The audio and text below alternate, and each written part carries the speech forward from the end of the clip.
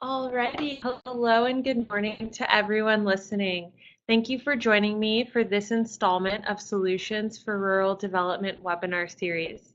Today we've got two wonderful speakers from around our beautiful state discussing solutions and barriers to youth engagement. For first-time listeners, I just want to let you know that this webinar series is brought to you for free by the Arizona Rural Development Council and Local First Arizona Foundation. These monthly webinars are based around rotating topics that address various issues and solutions surrounding the development process, specifically to rural areas.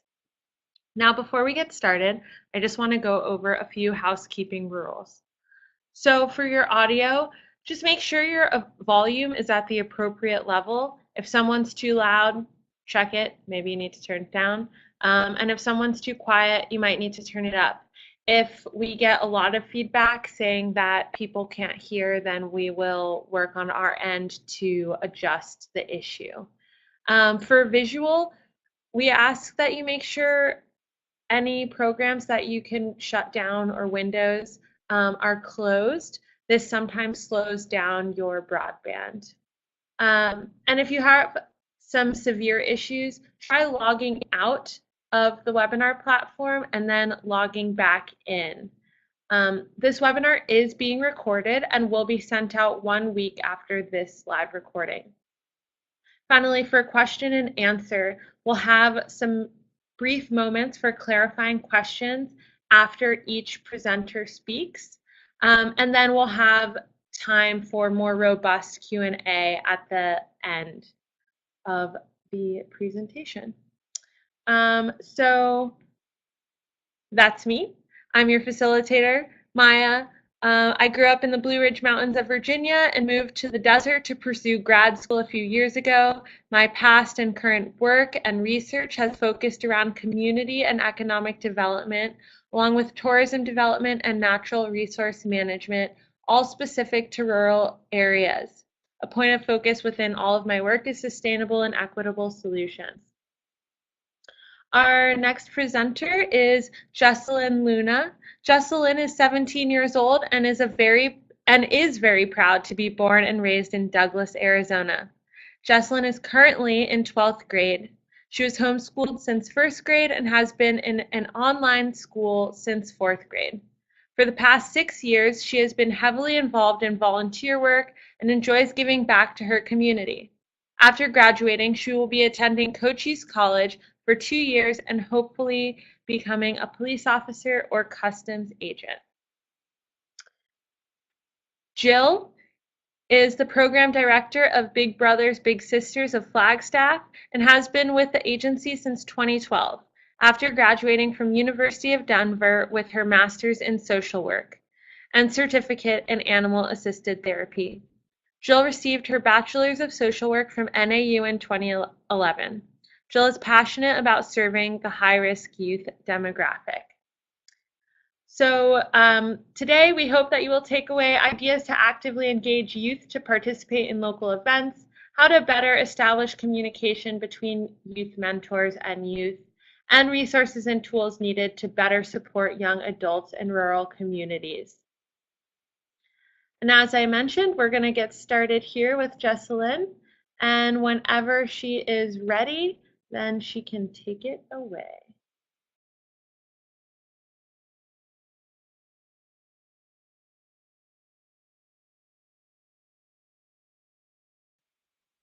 Good morning. Can everyone hear me okay?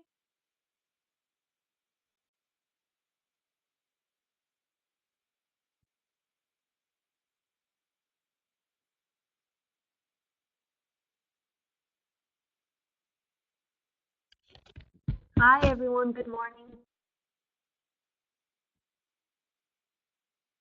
My name is Athenas Luna. I am currently a senior in an online virtual school called Arizona Connections Academy.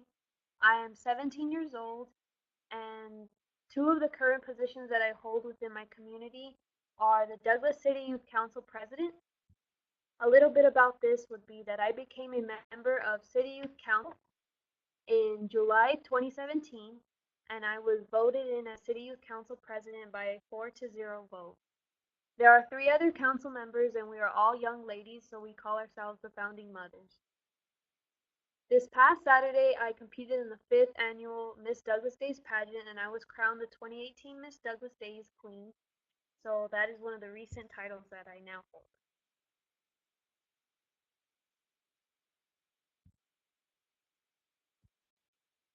So today I'm going to quick talk to you guys about community engagement experiences that I have been able to be a part in within my community.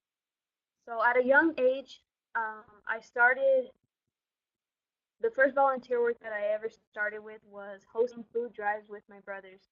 They were in NHS, so I decided to help them out. And at the age of 9, we would collect canned goods by going door to door, and we would also leave donation boxes at the local library or local popular facilities such as like Walmart. We did this for 4 years, and we would donate the cans collected to the 3 local food banks within our community. The next point is volunteering at the Douglas Public Library. That was the first volunteer work that I began with as an individual. I started this when I was 12 years old, and I did it up until I was 16. I would volunteer here, and it was a great opportunity to be able to work with kids and to be able to learn how to interact with them, as well as learn how to really be under the guidance of someone. For example, it kind of was like a introduction to what a job would be like. So then when I was working as a volunteer at the Douglas Public Library, a group called Cochise County Youth Health Coalition, they came one day to give a presentation.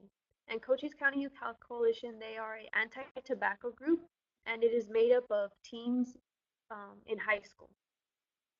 So they came when I was about 13. So in 2014, which was the summer I was becoming a freshman, I decided to join the group. And with this group, a whole new experience of volunteering and community engagement began. This group taught me many skills, and they helped transform me into a leader and a public speaker. Through this group, we would volunteer at many community events, and this group also introduced me to local government, and I'll talk a little bit about that. So with Cochise County Youth Health Coalition, we started to decide to change the ordinances that were in town to better the youth. So we started off with making smoke-free parks, which we would do this by collecting cigarette butts and doing environmental walks, and we would take the cigarettes that we found, and they were mostly by the playground. So we would take them and we present our research, which we also did extensive research about the harmful effects that they cause. And we took this to city council, and we proposed to them that they change the ordinance to make the park smoke free. That way it would better the youth. That was the first ordinance that we got passed, which was in 2014. And then the second ordinance or the policy change that we did was Tobacco 21. So Douglas, Arizona, we came out in the news not too long ago, I would say it was last year, where our group worked to change the age to smoke cigarettes from 18 to 21. And we did this by having surveys passed out at all the high schools and middle schools, and we asked the kids whether or not they smoked, how often they smoked, and if they would support a policy change. So we did find out that there were a lot of teens who were smoking underage, and the reason for this was because 18-year-olds who were still in high school were able to get the cigarettes or the tobacco products or nicotine products to these individuals. So, but the kids did, which was surprising, they did say that they would support the policy change. So we did go to city council again, and we proposed that they change the ordinance, and they did. So Douglas is the second or the first border town that has the Tobacco 21 policy in place. Moving on, community events and community projects, those also include what I mentioned. Community events would be volunteering at Dia de los Niños, Get Out and Play Days. Other ones include Douglas on Ice, and these are all family events that we volunteer at. The Turkey Trot Race, the Douglas Pancake Fly-In, the community trunk or treat, the walk for the cure, and many other community events. They are currently working on a community project where we're creating a photo story, and they have been doing research on the problems that lie within the community, and they created a way where they show what the problem is and they also show the solution for it. So this group that I'm a part of, they're one of the most heavily involved in volunteering within the community, and they're always seeking ways to better the community. City Youth Council, I was selected and voted as president in 2017, like I mentioned. And with this one, I have been able to develop a lot of leadership skills and to host our own events. It has taught me a lot about being a leader. My public speaking experiences started in 2014. I typically present about the harms of tobacco and nicotine, and I usually present those at the Red Ribbon Week. I have presented to mayor and council about youth concerns. I have presented about changing ordinances. I have presented at the Cochise County Fair. I recently presented about leadership within your community and being an active member at a school in Mesa, Arizona called Legacy School. And then I also, recent was the Miss Douglas Face pageant interview, which was public speaking as well. Being engaged with different age groups in the community. This is something that I wanted to mention because as a volunteer, I have been able to volunteer with the elderly by visiting them and seeing what their concerns are and seeing how they actually do genuinely care about what's going on with the youth in the community and how they are very interested because as youth, we're the ones who are going to be shaping the community that they are in. I have engaged with the age group of, I would say, usually from 5 to 13 is the one that I work mostly with. Um, with this, you are able to really see how you can be um, a role model for them in a sense. And with them, they're very impressionable at this age because most of the times, if you talk to them about volunteering, the younger ones are the ones who tend to want to do it more than the ones who are in my age group. I'll get into that in a bit. And also, I have been engaged with adults as well. They are a lot easier to work with because they know what it's like, and working with them has been easier because they understand where we're coming from as well as that they need us as well in order to have volunteers within the community. I've never really had a hard time with adults. It's more of youth my age. So moving on, here are pictures. The top one in the left corner, that would be the Douglas Care Fair. The one next to it would be I received an award, also the Douglas Care Fair. The other pictures are city youth council meetings or meeting with the mayor, coming out in the parade, volunteering at city cleanups, and public speaking at the city cleanup as well.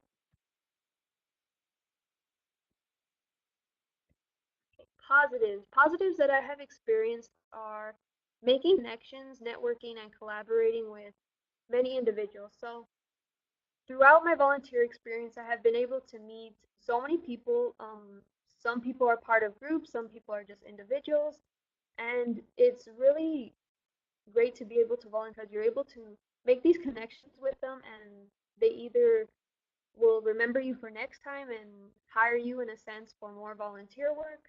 Um, Sometimes I get offers from these individuals if they want to take me to a speaking event, or if the group is asked to receive an award, we go with them. Collaborating with other groups is very helpful because if you have a small group of volunteers and there's another small group of volunteers and they collaborate together, it creates one bigger group and we become more easily recognized. that's what with the stand, the other group that I'm in, the Cochise County Youth Health Coalition, that's really how it formed, with collaborating with other groups to create one larger volunteer group. Meeting leaders within the community. This is something that has really been a positive for me, because the more community events that you are involved in, the the more opportunities you have, the people who are hosting these events, or people who are putting these events on, or the main speakers in these events, or for example, with the volunteer work that I have done at the community events, I was able to meet the recreation department directors, and later on, meeting these leaders helped me to get a job with the recreation department, because they knew how I volunteered in the past and my work ethic. And meeting leaders within the community can also is a great opportunity to be able to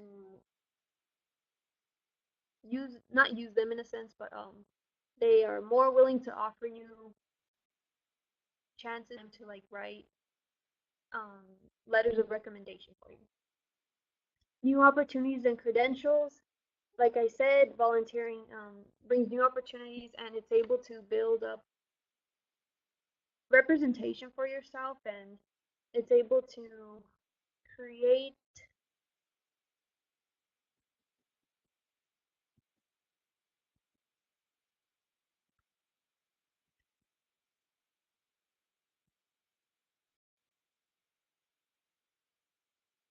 My bad, I lost my notes for a second. I'm sorry. Um, New opportunities and credentials, that is able to build up your resume. The Douglas Public Library helped me to build up my resume. Being a representative and creating a brand for yourself. Being a representative mostly means becoming a leader in the community, and being able to create a brand for yourself has helped me to be recognized as a volunteer within the community, and to receive more volunteer opportunities, and to be called back for more events. Personal benefits from volunteering. This would be that I have been able to develop a lot more people skills. You learn a lot from the youth, from kids. You learn how to handle individuals.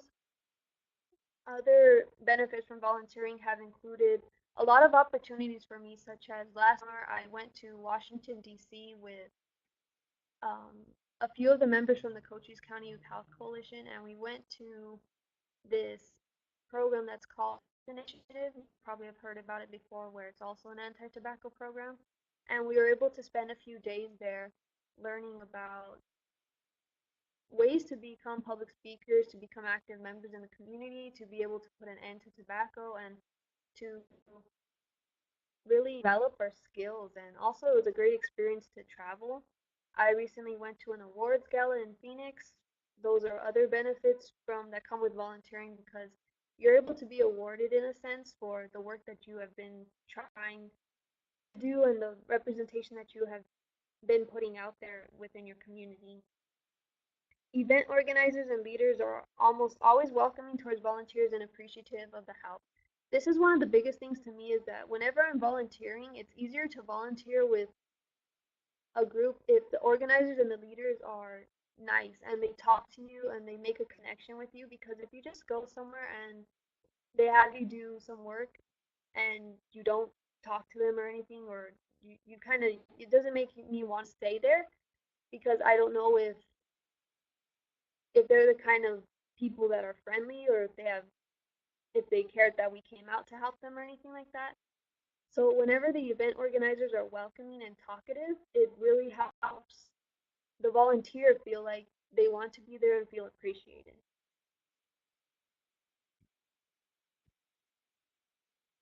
So the difficulties that I have faced when it comes to volunteering would be not receiving a response from the community. Sometimes when you volunteer at an event, the people don't show up, or volunteers don't show up, and it makes the work harder, or if there's nobody there for the event, it's kind of a waste of time being there because you don't get that interaction with the community that you were hoping for. Paperwork, there has been in the past where volunteering with the Douglas Public Library, you have to go through the city in order to get cleared to volunteer. And I understand this, but there was one year where it took about a month to get cleared in order to volunteer. So sometimes it can be time consuming if there's paperwork, and it can make the process a lot longer than it has to be. Volunteer opportunities tend to land on the same day as other important activities or obligations. This is one thing that I often see in the community where there'll be multiple volunteer opportunities that are going on the same day, or there will be other events such as this weekend. There's going to be the Dia de los Niños Get Out and Play Day, but there's also going to be Catholic confirmations, and there's also going to be prom. So for this example, since there's going to be prom, at least half of the volunteers aren't going to be there because most of them are seniors or juniors and they'll be attending the prom. And then with the Catholic confirmations, those might run a little late, so there won't be attendees. So these kids who are going to the Catholic confirmations, they won't be able to go to the Get Out and Play Day. So as you can see, this event happens to be on the same day as those two, so that's when it can become a little bit tricky. There has also been in the past where there were 3 volunteer events going on in one day, and one event had less volunteers than the other, or one had too many volunteers. So it just all depends. There has to be good planning when it comes to the volunteer opportunities. And then busy schedules interfere with volunteering. I have experienced this before where if oftentimes there's a lot of schoolwork that needs to be done, and sometimes the schoolwork has to be done on Fridays or Saturdays. So not always are we, as a team, are we free for volunteer work because sometimes things come up or there's a lot of schoolwork that needs to be done. And then another difficulty that I have faced is deciding between work or volunteering. Ever since I got a job with the recreation department, all the events that I used to volunteer at are now events that I have been hired to work at. So there comes a point where if I want to keep volunteering, sometimes I have to give up a day of work, or sometimes if I decide to volunteer, I'll be called into work because there's not enough staff to cover. So sometimes that's a difficulty that I face when I really would like to volunteer, but I have to work, or I would like to work, but instead I have to volunteer. So what are the barriers for youth involvement? In my community, there is an issue that I see with youth not being involved or engaged in their community. Parents within the community tend to not focus on encouraging their youth to become involved in community or volunteer work. So I'll combine these two.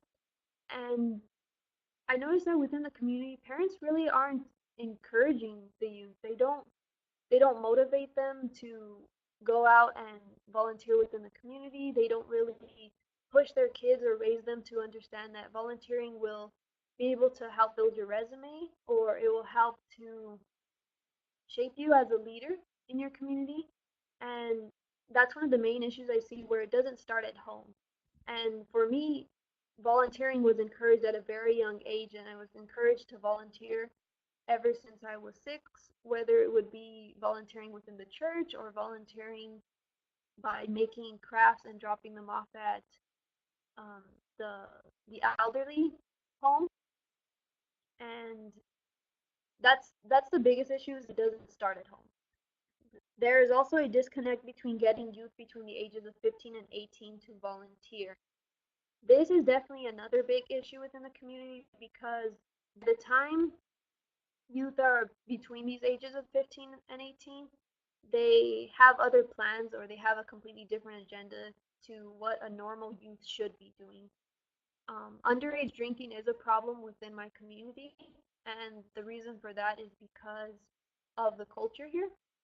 We are a border town, so over in Mexico, whenever you're 18, you can drink, but most of the time kids start drinking at a younger age because, for example, if there's a quinceañera, which is a girl's 15th birthday celebration, if there is a quinceañera going on across the line in AP, most of the time youth there they do go to drink.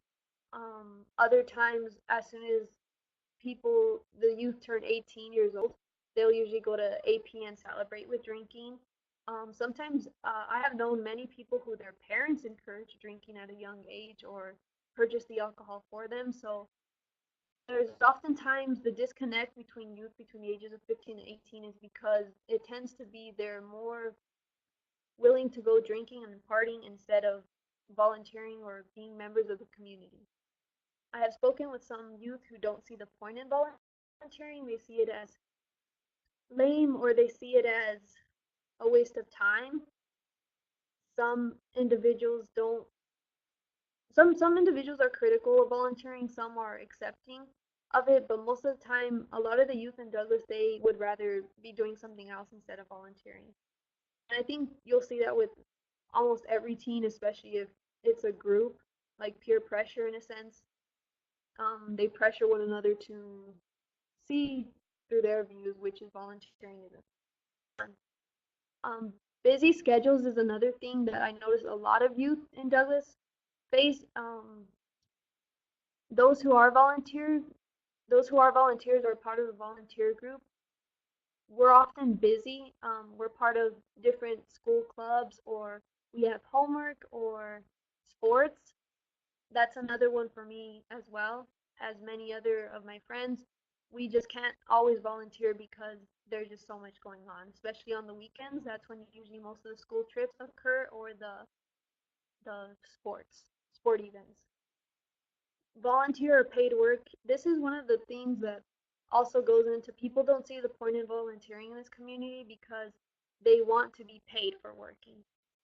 And I've talked to many individuals before who if you volunteer and build up a good credentials, you'll eventually be able to get a job easier. So I always tell them that if you want paid work, you have to have volunteer work. And the other last one would be not being aware of volunteer opportunities. I was talking with a few people who most of the time they don't even know that there's volunteer opportunities going on, and that's because they're not aware that they can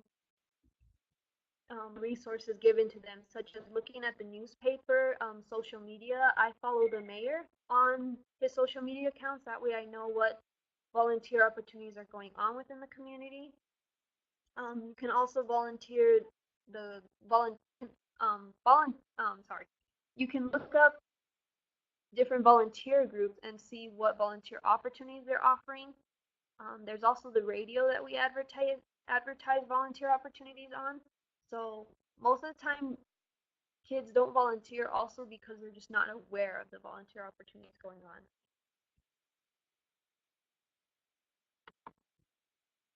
And how can adults better support the involvement of youth? Encouragement to volunteer and become engaged in the community is something that should first start with the parents. That is one thing that I feel is very important because the parents are the most influential people in a young person's life.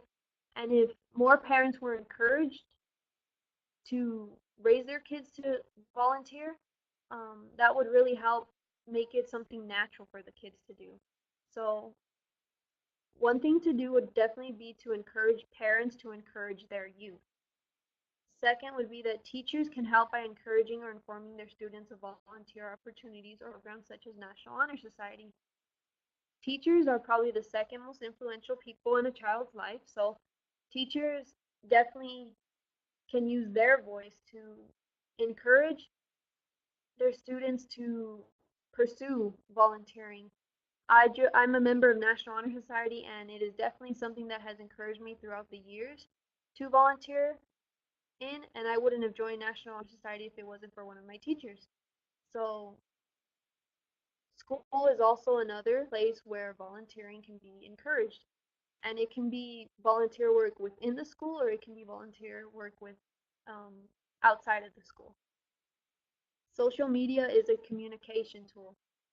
So definitely I would say that social media throughout the years has become one of the most influential aspects in a teen's life. So if you want to be able to connect to a teen and get your word out to a teen, do it through social media. Encourage them to follow maybe your city website, or follow your if you have a group, make some kind of a social media account so that you can be able to put your information out there, follow the local teams, and you'll see that most of the time you'll be able to get more of a your message across if social media is used. You can also developing youth volunteer groups. Most of the time, some individuals don't like volunteering as an individual. It can be a little bit intimidating to them, or they might be, some even I myself, I don't like going places alone, and sometimes going places alone to volunteer can be scary because you don't know what to expect. But if you develop youth volunteer groups, it makes it more of a comfortable thing. So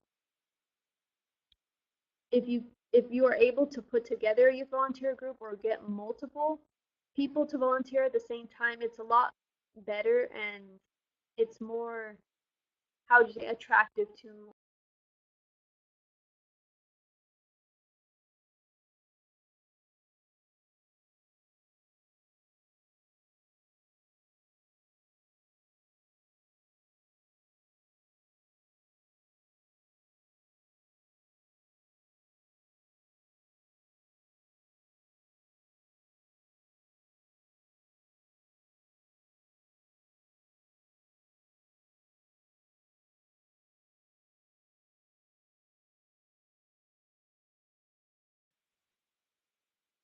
Okay, sorry, there's a disconnect.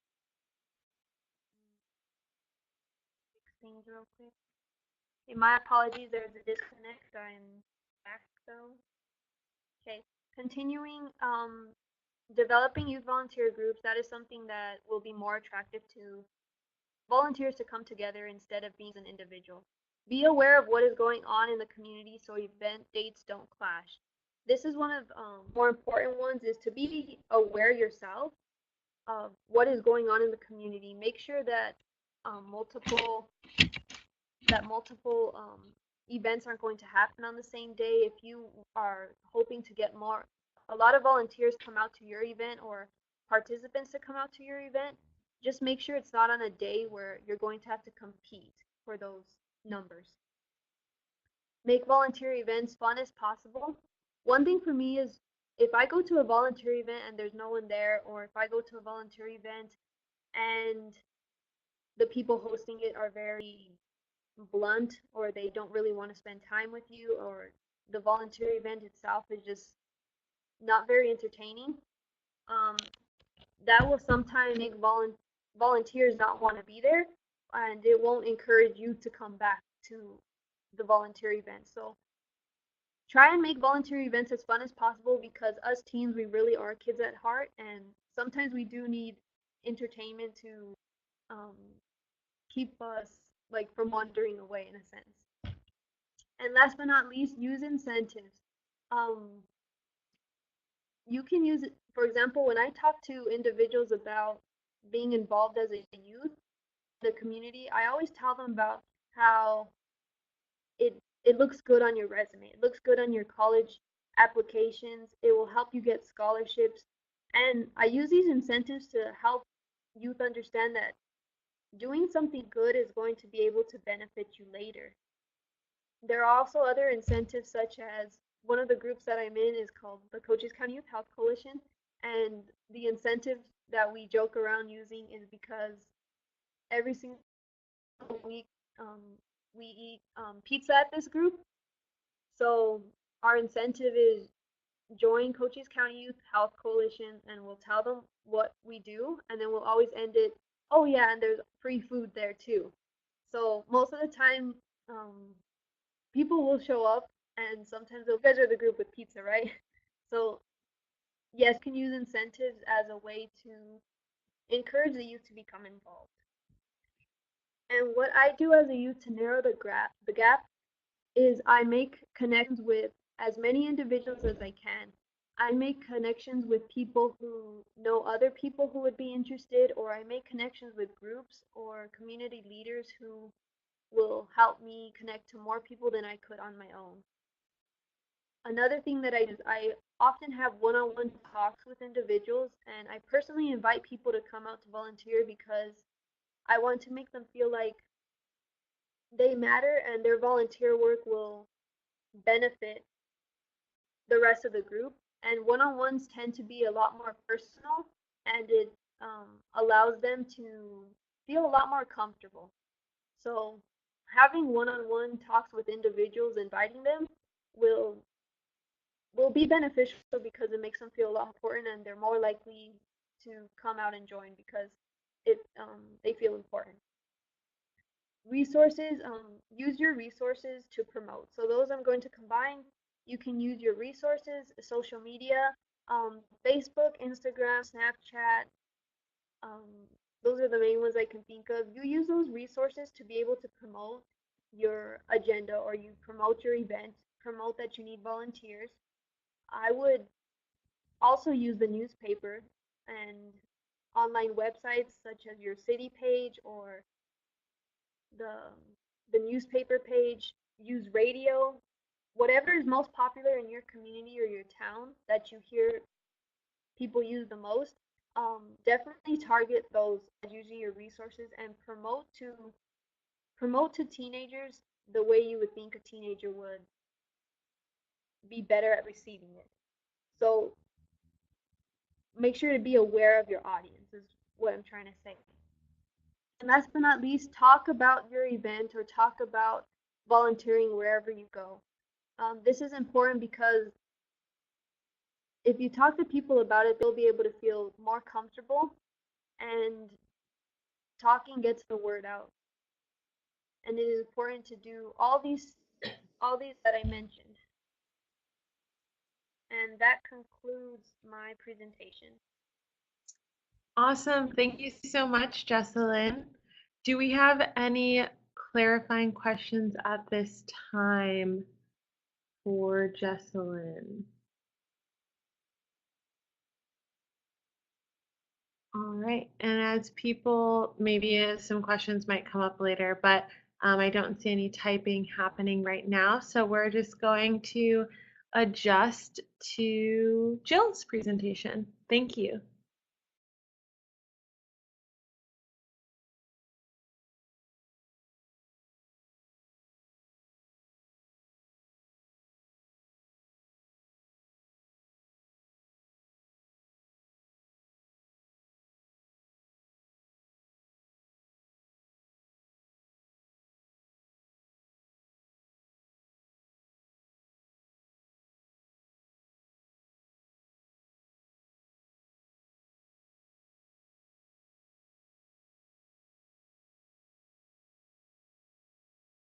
That's great. So my background is in social work, and I received my master's degree from the University of Denver. I think I was drawn to the field of social work because I really wanted to help others. I grew up in Phoenix, and I went to school with many classmates from low socioeconomic neighborhoods and households. I had a desire to help my peers, and I learned this from a lot of the positive adult role models and supports in my life. My mother was on the board of Children's Action Alliance, the Hurt Museum, Arizona Meth Project, and a lot of other wonderful organizations, and I think I had the desire to help instilled in me from a young age by my parents and other supports in my life. I went to undergraduate school at NAU in Flagstaff, and I fell in love with Social Work 220. It was a course I took in college. It was called People to People, and it really forced us to do volunteer work, which at the time was very scary. But I did my volunteer work with a wonderful organization called Victim Witness Services, which serves victims in the Flagstaff community. And so now from time to time, I teach Social Work 220 online for NAU, and I love teaching that course as well.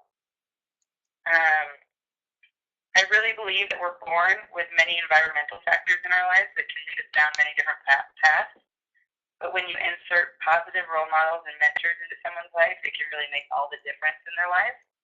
And I was so lucky growing up to have so many positive adult role models and positive mentors in my life. So that's kind of what led me to Big Brothers Big Sisters and led me to doing my undergrad internship here and eventually working here. Alrighty, so I will get started here. So this is my contact information if anyone is interested in contacting me afterwards. Here's my email down here, and I can certainly give it to you afterwards as well. So Big Brothers Big Sisters of America was founded in 1904 in New York City. It's now located in Tampa, Florida. We're an affiliate of Big Brothers Big Sisters here in Flagstaff, and we were founded in 1967 by Dave and Kay McKay. Our organization serves children in both Flagstaff and Williams, and we've served thousands of children over the years and brought Big Brothers and Big Sisters into their lives over those years as well. Our vision is to bring a big brother or big sister relationship to every child who needs or wants one. And our mission is to help children succeed by matching them with appropriate adult mentors. So we do that through 3 different mentoring programs that we have. We have the common mentoring program that everyone thinks of, which is community-based mentoring. And that's where bigs and littles are matched one-on-one. Littles are aged 6 to 15. Bigs are 18 years of age or older. And they meet once a week for 2 to 4 hours a week and just do fun activities in the community.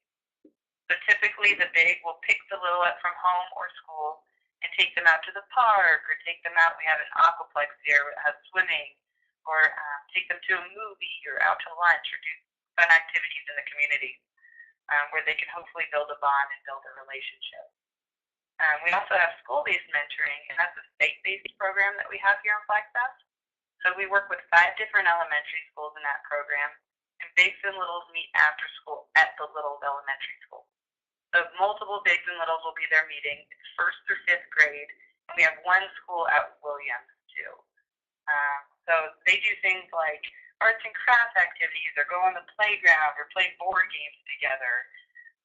And there's a facilitator at each site who plans the first activity for everyone to do that lasts about an hour for the first half of the session, and then bigs and littles break off and go and do their own activities for the second hour of the session. So that's a really fun program that we have too. And then we have a program called Step Up Mentoring, and that program is completely unique to Flagstaff. It's the only group mentoring program through Big Brothers Big Sisters in the nation. And what we do is we work directly with the juvenile justice system for that program. It's group mentoring, the multiple bigs and littles, but never more than 3 littles to 1 big. All of the kids are aged 15 years of age or older, and 1 group meets in the detention, and 1 group meets out in the community for the kids that are on probation. So for that program, bigs have to be at least 21 years of age, and then, like I said, littles are anywhere from 15 years to 18 years of age. So for all of the programs, we serve kids up to 18 years of age. For the school-based mentoring program, I think I forgot to mention that bigs only have to be 16 years of age or older. So we have a lot of high school bigs in that program, which is really fun too. And a lot of the high schools are located near the elementary school. The bigs just get out of school and walk straight to the site that they'll be mentoring at, which is a fun experience for both the big and the little. And for those of you who don't know, I should have mentioned this in the beginning, but big, I'm referring to the mentor, and little, I'm referring to the mentee.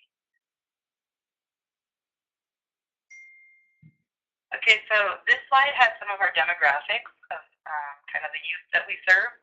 So a lot of the youth that we serve, 27% are white, 23% Hispanic, 21% Native American, and 27% multi-race. So I would say combined Hispanic and Native American are the most youth that we serve here in Flagstaff. 1% Black and 1% other. For most of our kids here in Flagstaff, they come from single-parent homes, female head house. So most have 1 mother living in the home, no father in the home. Some of them, 3%, come from single-parent households, father head house. 28% come from 2-parent homes, married families. 2% not married, but 2-parent homes. 8% grandparent homes. And then 3% is other, so those could be things like foster homes. Foster parents are over here, 0%. But we have had foster kids in our program before. We don't exclude foster kids by any means.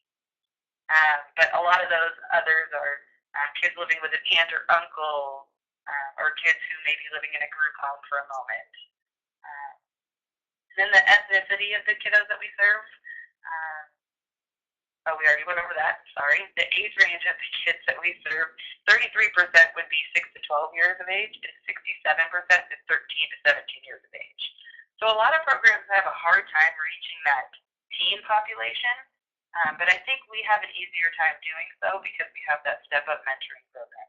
And that really gets kids engaged in our program, kids who might otherwise not know about Big Brothers Big Sisters, so kids in that 13 to 18 years of age. So 29% currently have an incarcerated parent. 71% do not have an incarcerated parent, but that doesn't mean that they haven't had an incarcerated parent before or been impacted by incarceration in some way. So 37% of our youth have had an incarcerated parent in the past.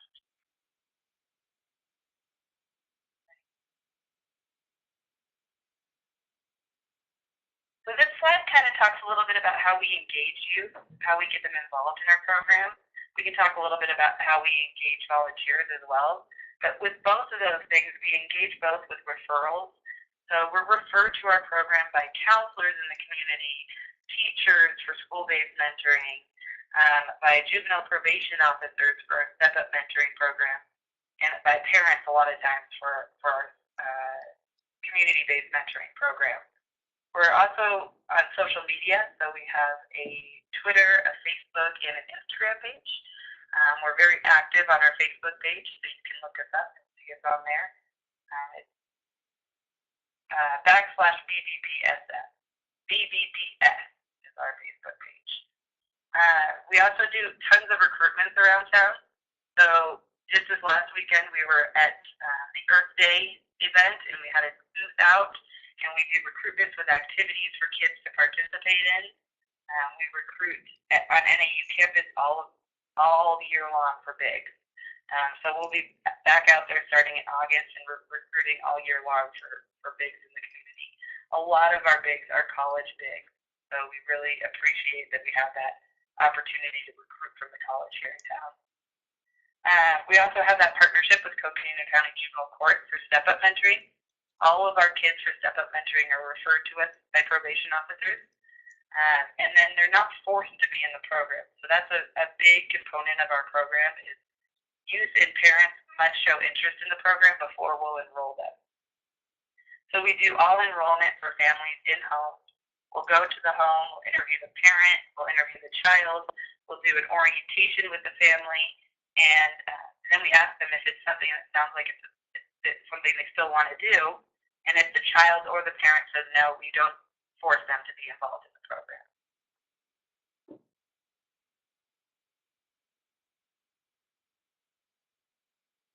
Okay, so retention for our program. For Big Brothers Big Sisters nationwide, we want to have matches at least last for 12 months. And that's essential to our program goal for positive outcomes for every youth served. We find that we have more positive outcomes and less turnover when a match lasts for at least 12 months in the program. A major part of our program expense is incurred in the process of recruiting, screening, making matches, and supporting the matches for the first year. And that's something that we're very proud of. We put professional people in the right places in order to enroll these people, to do background checks on all of our volunteers, and to make sure that we're making a good match and hopefully a long-lasting match for these kids in our program. We do not make matches on first-come, first-served basis, but rather we make matches based on common interests that the big and little have, preferences that the parent and guardian have, and similar backgrounds for long-term success. A major component that separates Big Brothers Big Sisters from other mentoring programs is our, like I said, professional match support that we have.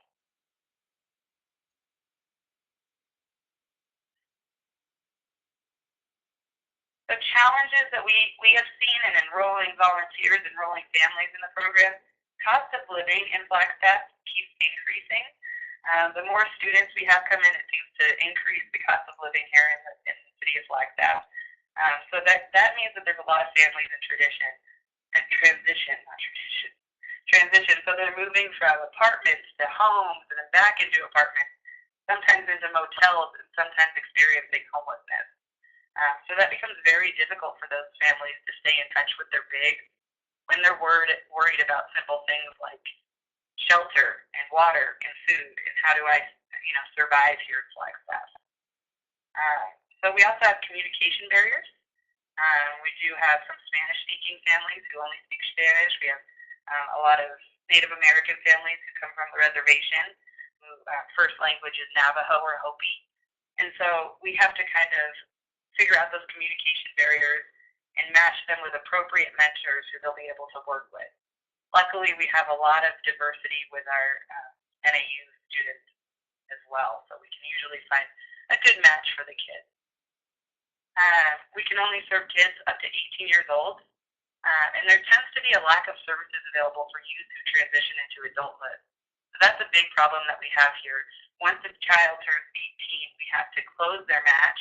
It doesn't mean that they have to stop communicating with their big, but we stop facilitating that match. And unfortunately, there's just a lack of those services available for kids who are transitioning into one of the hardest periods of their life, transitioning into adulthood. And then a lot of our bigs have had unrealistic expectations of what it means to be a big. We try to train bigs. They go through a 2-hour orientation and training on, what it does mean to be a big and what it doesn't mean to be a big. And we hope that they get out of that it means that you're a friend, a mentor, a volunteer, a confidant for that child, but you're not set out to make mandatory imposed changes. You're not the parent. You're not an authoritarian in that child's life. We really want this to be a natural and organic friendship, if we can make it that way. And then sometimes unrealistic expectations of parents or guardians, too, on what it means to have a big.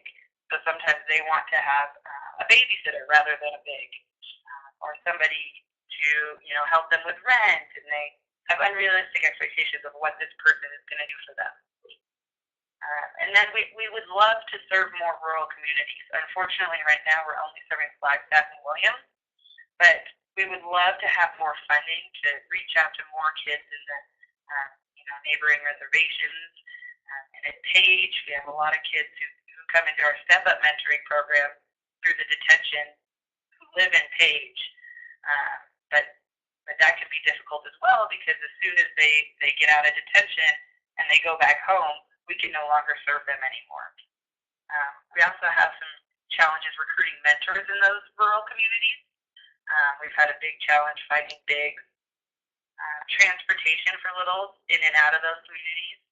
And then activities for bigs and littles to do who are located out there in those communities. We have matched bigs who work at the hospitals out there with littles in the Navajo Reservation and Hopi Reservation. But then we have a challenge of finding activities for them to do together out there. So those have been, our biggest challenges here. And then I heard Jesselyn talking a lot about busy schedules and volunteering. So that's something that comes up as well with us. We have a lot of volunteers who that's their biggest deterrent. I'm too busy with work and I volunteer here. I already have all these other volunteer experiences. So why should I volunteer with you too? We try to let them know that it's only 2 hours once a week. And really you don't need to do anything extravagant with your little. Some of the activities my little and I do, we'll go grocery shopping, pick up groceries, go back to my house and cook together. So you can do things that, aren't completely extravagant activities and that are easy to come up with and easy to come up with those ideas.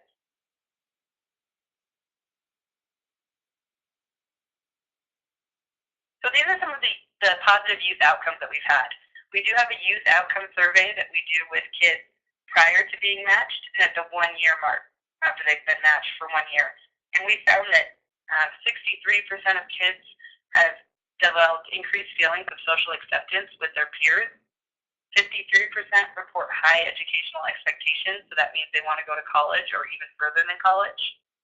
100% of kids had positive outcomes in one or more major categories that we measure for.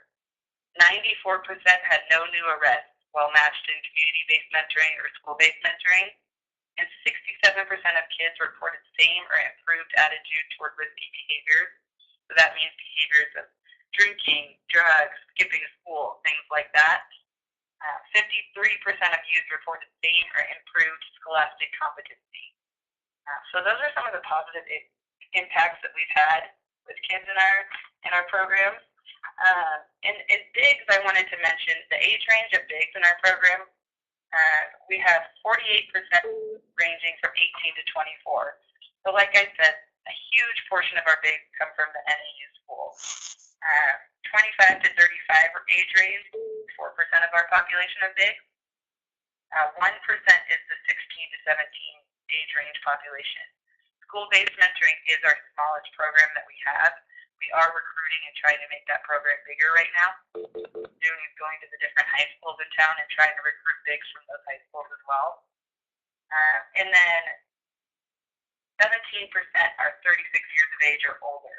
So we're always trying to recruit stable community members, people who work in the community as well.